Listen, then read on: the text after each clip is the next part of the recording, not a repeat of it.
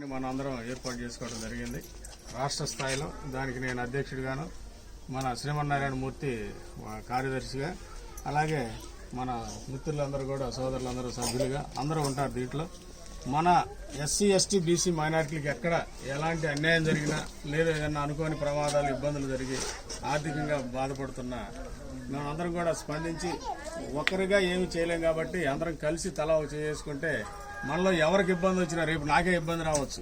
ఆ రోజు మీ అందరి సహాయం నాకు అవసరమైంది. అలా సహాయ సహకారాలతోటి మనం ఒకరి కోసం అందరి కోసం ఒకరు అనేటువంటి నినాదంతో మనం ఈ యూనియన్ ఏర్పాటు చేసాం. రాష్ట్ర స్థాయిలో అన్ని జిల్లాల్లో 13 జిల్లాల్లో కూడా మన యూనియన్ ఉంది.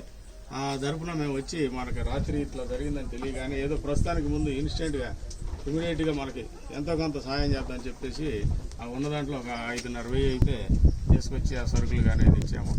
ఇది మేమేదో పెద్ద చేసి మీకు ఏదో బాగా ఏదో సహాయం చేసేవాడు కాదు, కానీ మా తృప్తి కోసం ఏదో ప్రస్తుతానికి ముందు ఉపశమనం కోసం చేసాం. అట్లానే ప్రభుత్వం నుంచి మీకు రావాల్సినటువంటి నష్టపరిహారం కానీ సహాయం కానీ ఏదైతే ఉందో ప్రతి రూపాయి కూడా మీకు అతి త్వరలో అందేటట్లుగా ఎంఆర్ఓ గారితో కానీ అలాగే కలెక్టర్ గారితో కూడా మాట్లాడి మీకు ఖచ్చితంగా తగినటువంటి సహాయ సహకారాలు మన యూనియన్ తరఫున అందిస్తామని ఈ సందర్భంగా నేను మాటిస్తున్నాను. అందులో అనుమానం లేదు, ఖచ్చితంగా చేస్తాం. మీరేం అధైర్యపడద్దు.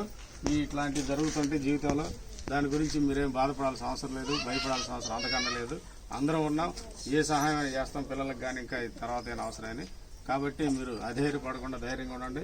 ముఖ్యంగా మన వాళ్ళు అందరూ కలిసి ఉండండి. అది మనకు కావాల్సింది. మనకు ఐకమత్యం, మన బలం, అది మనకు ప్రధానంగా కావాలి. అది నేను కోరుకునేది. సహాయం అంటారా ఎంతైనా చేస్తాం, ఇబ్బంది ఏం లేదు, చేయగలుగుతాము, భవిష్యత్తులో కూడా చేస్తాం. Okay, thank you.